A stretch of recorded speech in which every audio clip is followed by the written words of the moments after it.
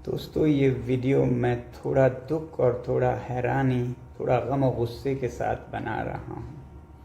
अपने भाइयों और बहनों के छात्रों के लिए 26 दिन भूखा रहने के बाद, जिसमें कि मेरे 11 किलो शरीर ख़त्म हो चुका है, मसल्स चले गए हैं, ऑर्गन और दिमाग पर इरिवर्सिबल डैमेज लगभग होने के कागार पर पहुंचा है, और वो भी लद्दाख की कड़कती ठंड से दिल्ली की तपती धूप में बैठकर ये सब करने के बाद क्या मुझे किसी से कैरेक्टर सर्टिफिकेट लेनी होगी कि मेरा अनशन कितना पवित्र था? मैंने तोड़ा तो किसके हाथों तोड़ा, उसके हाथों क्यों तोड़ा, इसके हाथों क्यों नहीं तोड़ा, क्या डील हुआ, क्या सौदा हुआ, ये सब मुझे जवाब देना होगा। मैं कल से अब तरल लिक्विड फूड ले रहा हूँ, पी रहा हूँ, तो थोड़ी सी शरीर में जान आई है। बदकिस्मती से वो जान मुझे इसमें देनी पड़ रही है, दुख के साथ कह रहा हूँ। मगर सुबह से मुझे बहुत से लोग फ़ोन करके या पोस्ट दिखा कर कह रहे हैं कि आप पर बहुत सवाल उठाए जा रहे हैं, आपने इनसे क्यों अनशन तोड़वाया, केंद्रीय मंत्रियों से क्यों नहीं तोड़वाया, किसी और से क्यों नहीं तोड़वाया, क्या डील हुआ है, सौदा हुआ है। ये सब मुझे जवाब देना होगा। अगर सौदा करना होता, डील करना होता, तो क्या 26 दिन भूखे रहना पड़ता है? कितनों ने डील किए हैं, आपने देखा होगा। क्या वो इस तरह से डील करते हैं? क्या मैं आलीशान एयर कंडीशन कमरे में बैठ के डील सौदा नहीं कर सकता था? मुझे यहाँ दिल्ली की गर्मी में बाहर रोड साइड पर बैठकर डील करना पड़ता। धिक्कार है ऐसे देश पर जिसमें ऐसे दिमागों की उपज होती है, जिसमें से ऐसे नीच ख्यालात निकलते हैं। मैं दोष नहीं देता हूँ आप में से ज़्यादातर पर, क्योंकि आपको ज्ञान नहीं है, पता नहीं है क्या हालात थे मेरे ऊपर, क्या गुजरा मेरे परिवार पर पिछले 1-2 हफ्ते में। इसलिए आप लोग ऐसा शायद कह रहे हैं, और कुछ लोग शायद जान कर कह रहे हैं, पता है उन्हें। इसलिए पहले बात सुनने से पहले उसका बैकग्राउंड ज़रूर देखिएगा।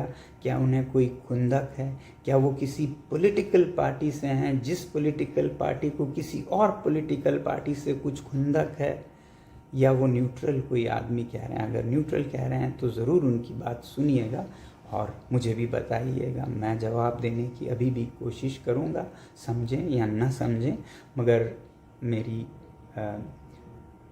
सद्भावना है और मेरा आपके साथ सिंपैथी है।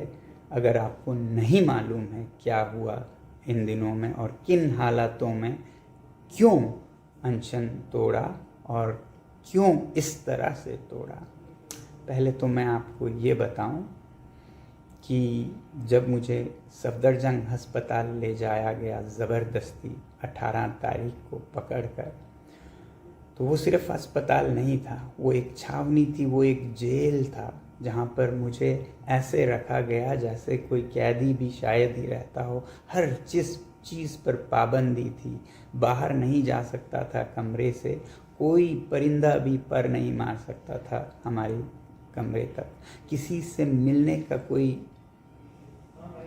वो नहीं था अधिकार। मुझे सिर्फ 3 रिश्तेदार रह सकते थे, कोई संचार का मोबाइल फ़ोन, लैपटॉप नहीं रख पाता था मैं, कहीं कोई कुछ संदेश नहीं भेज पाता था। आप लोगों को मैं किसी तरह नैपकिन पेपर पर लिख कर भेजता था, वो भी कभी कभी ज़ब्त किए जाते थे ज़्यादातर।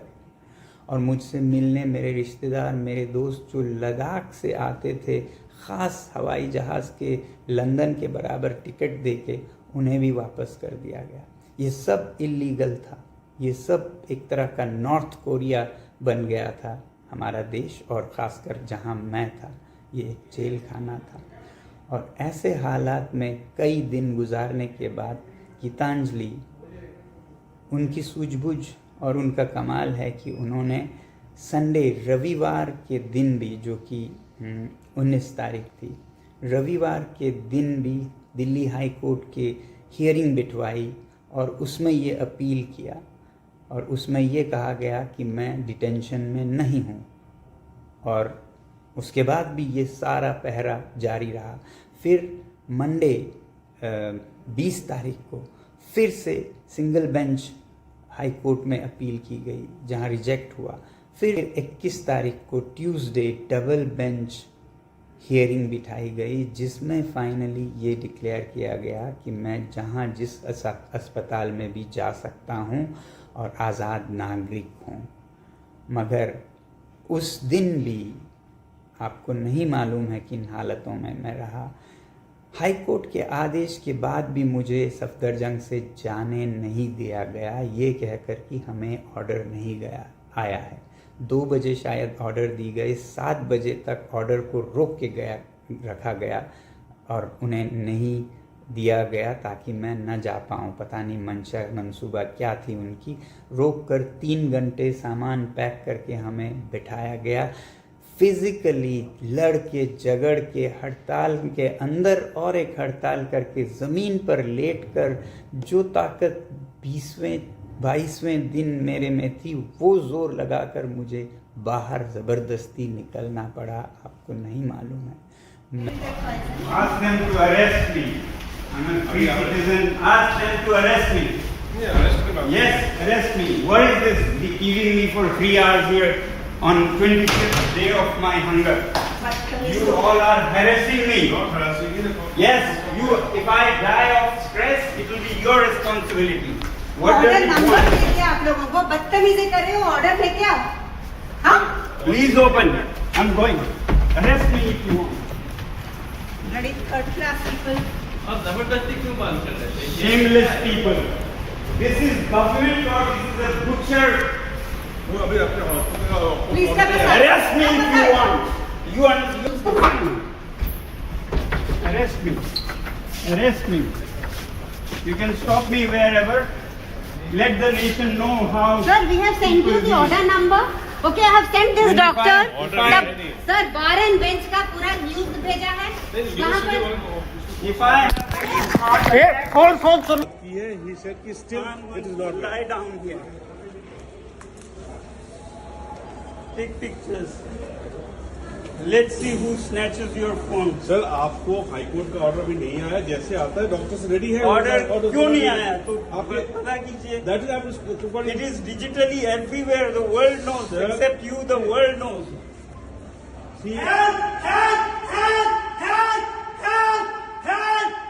मैंने भी ये वीडियोस जारी नहीं किए, ये सोचकर कि किसी मासूम, तो क्या कहूँ, हेल्पलेस पुलिस अधिकारी के चेहरे आ जाएं, उनके नौकरी पर बात आ जाए, इसलिए नहीं रिलीज़ किया। अब ये बात आई है तो मैं कुछ अंश दिखाऊंगा।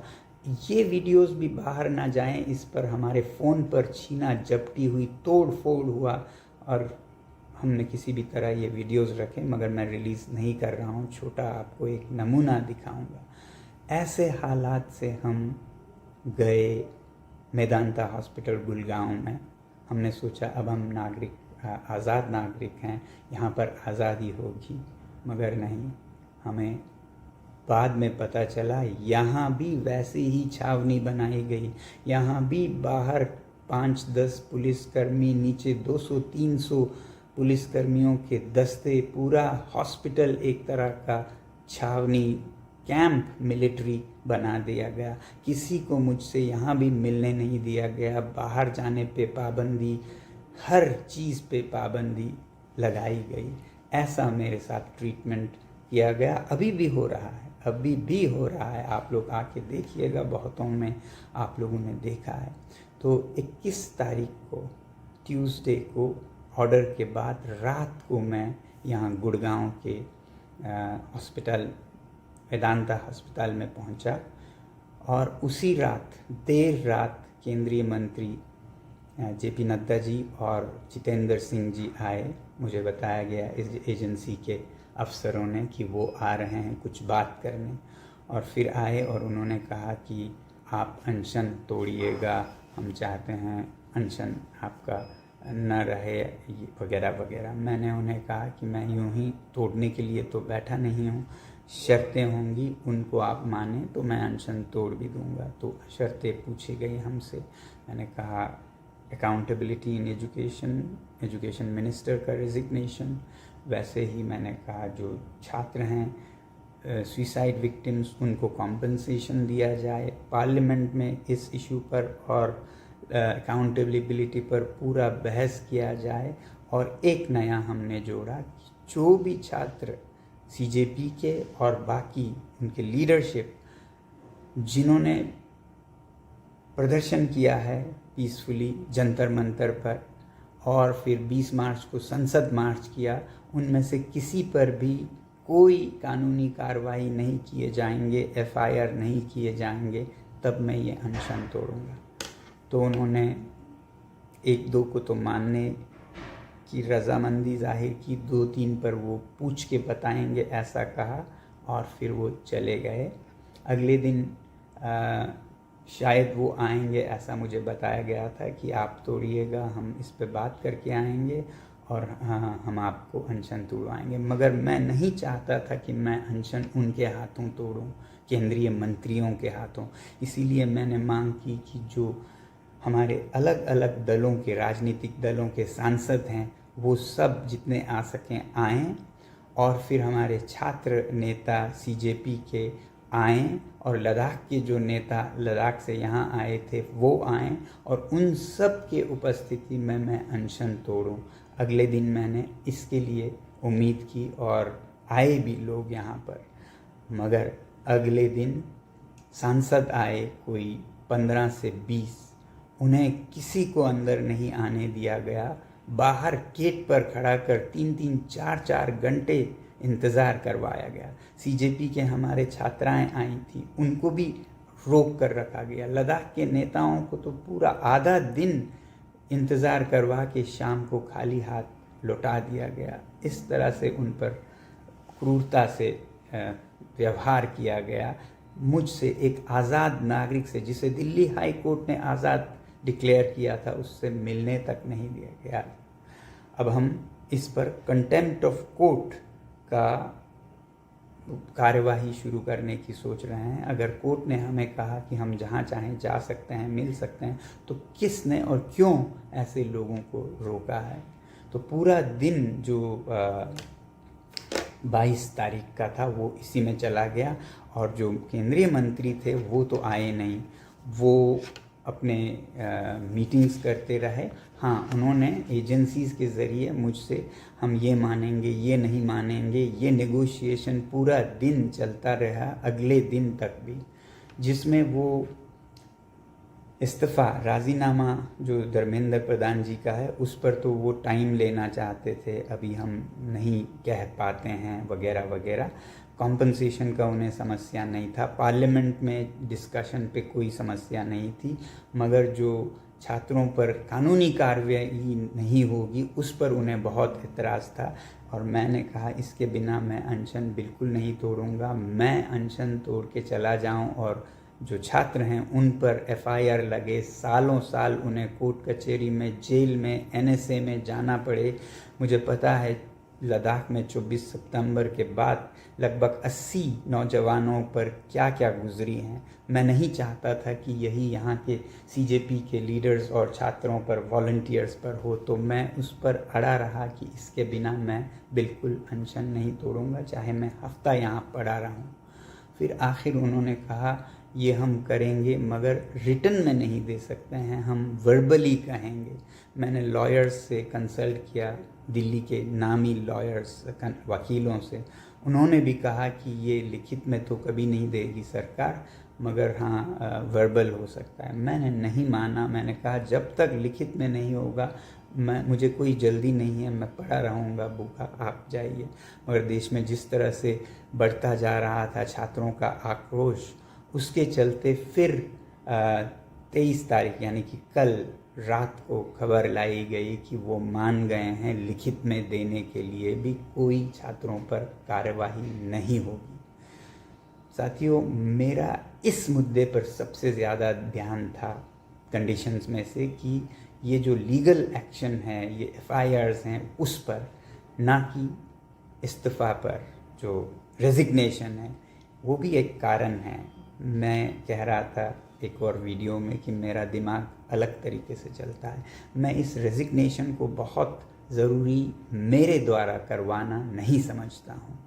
आपको पता है ये रेजिग्नेशन जो कि छोटी सी बात है इस सरकार के लिए, ये ऐसा न करने से उन्हें कितना नुकसान हो रहा है। पूरे देश में उनकी नाम बदनाम हो रही है, गुस्सा हो रहा है, नफ़रत कर रहे हैं लोग। मुझे ये पता था कि इस तरह से वो ज़्यादा टिक नहीं पाएंगे। वो रेजिग्नेशन वैसे ही आज या नहीं तो कल देंगे, और नहीं तो मेरे अनशन तोड़ने के साथ आंदोलन तो ख़त्म नहीं होगा, तो हमारे सीजेपी के जो छात्र हैं वो करवाएंगे। इस पर ध्यान देने से ज़्यादा मुझे छात्रों की रक्षा सुरक्षा पर देना था, ताकि वो जब कार्रवाई करें तो उन पर कानूनी कार्रवाई ना हो, वो कवर में दे सकूं। बाकी वो कर सकते हैं, और क्योंकि उन्हें ही नुकसान हो रहा था तो मुझे पता था ये जल्द ही हो जाएगा राजिग्नेशन का काम भी, इसलिए मैंने उस पर ज़्यादा जोर नहीं दिया। फिर कल रात को लगभग 12 बजे, रात के 12 बजे, जबकि दिन में इतने सारे लोग आए थे, छात्र आए थे, नेता आए थे, एमपीज़ आए थे, जो कि ये अंडरस्टैंडिंग और ये अनशन तोड़ने के लिए आए थे। मेरी डिमांड यही थी कि मैं सबके उपस्थिति में ये अनशन तोड़ूंगा, जहां मंत्री भी होंगे, जिनसे हमने कॉम्पनसेशन लेना है, ये गारंटी लेना है कि कोई कार्रवाई नहीं होगी, उनका उपस्थित होना भी ज़रूरी है। साथ में हर एक पार्टी के, मैंने कहा था 2-2 एमपीज़ होंगे, सीजेपी के नेता होंगे, लद्दाख के नेता होंगे, मगर उन सब को वापस करने के बाद फिर कल रात को कोई 12 बजे मुझे बताया गया कि मंत्री अभी आ रहे हैं, वो मान गए हैं ये अनशन तोड़वाने पर, लिखित में भी देने पर। अब एक तरफ मेरा सबसे बड़ा डर और ये जल्दी करने का कारण ये था कि आपको याद होगा दिल्ली में हालात इस तरह बनते जा रहे थे कि कभी भी कोई बहुत बड़ा क्रैकडाउन हो सकता है। कल रात को जो मैं वीडियोस देख पा रहा था उससे लग रहा था कि कनॉट प्लेस एरिया में बहुत बड़ा कुछ होने वाला है। आप ही लोग रिपोर्ट दे रहे थे, और मुझे बार बार याद आ रहा था लद्दाख का 24 सितंबर, जिसमें बहुत बेरहमी से पुलिस और सीआरपीएफ ने गोलियां सर में, सीने में मार के लद्दाख के युवाओं का कत्लेआम किया था, और वो यहाँ हो सकता है, इसका मुझे डर था। और अगर ऐसा कुछ होता है तो फिर ये अनशन का मतलब ही नहीं रहेगा।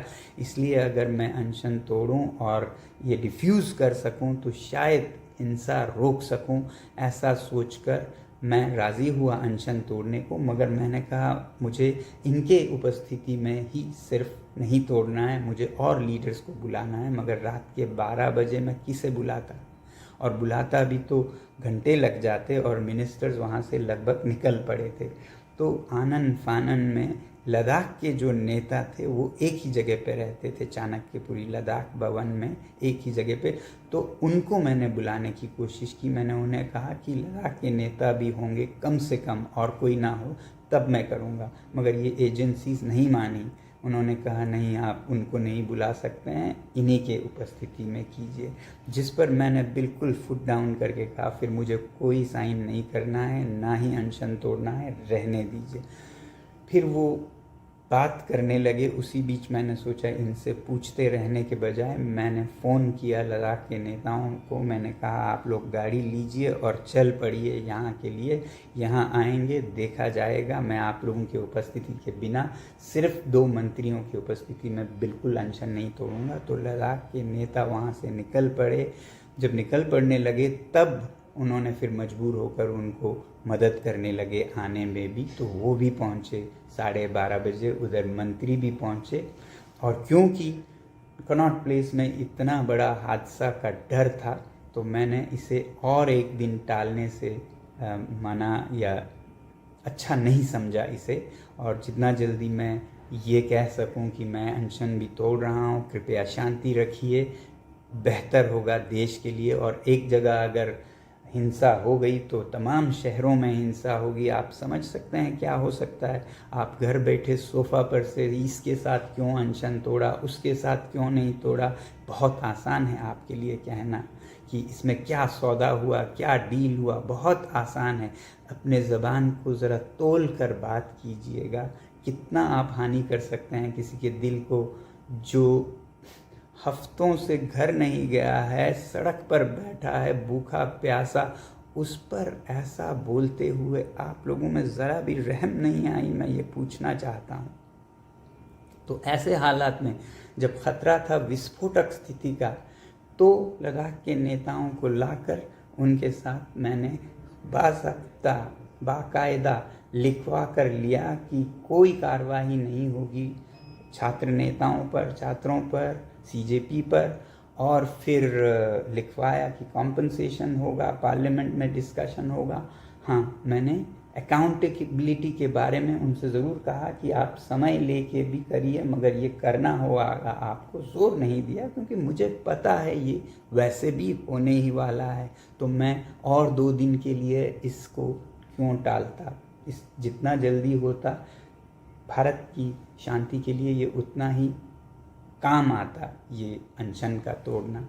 तो ऐसे हालत में कल मेरा अनशन तोड़ना हुआ। मेरे सबसे बड़ा दुख था कि मुझे उन हालात में तोड़ना पड़ा, रात के 12:30 बजे, जिसमें मेरे साथी जो छात्र हैं वो भी नहीं आ पाए, जो एमपीज़ यहाँ आए थे मिलने के लिए मुझसे, जिनको मैं बुलाना चाहता था दोबारा ताकि मैं उनके उपस्थिति में उनके हाथों से भी लेकर अनशन तोड़ूं, वो नहीं आ पाए। वो मेरे दिल का सबसे बड़ा दुख होगा। मगर फिर कहते हैं ना, कभी किसी को मुकम्मल जहां नहीं मिलता, कहीं ज़मीं तो कहीं आसमान नहीं मिलता। 100% आपको हर चीज़ नहीं मिलता है, आपको निभाना पड़ता है। वही मैं आपसे भी कहूँगा, आप किसी भी विचारधारा के होंगे, आपको बीजेपी से समस्या होगी, आपको कांग्रेस से समस्या, आपको सोनम वांगचुक से समस्या होगी, मगर हर चीज़ में आपकी तमन्नाएं पूरी नहीं होंगी। खुंदक जो आपका है वो शायद पूरा नहीं होगा। कहीं पर हमें बैलेंस देखना पड़ता है। कहते हैं ताश के खेल में जीतने वाला वो नहीं है वो जो ज़्यादा किस्मत जिसकी चलती है, बल्कि वो है जिसे कब उठकर जाना है ये समझ आता है। तो मैं यही सोच रहा था, अब इसे रोकना होगा, नहीं तो अनर्थ हो सकता है देश में।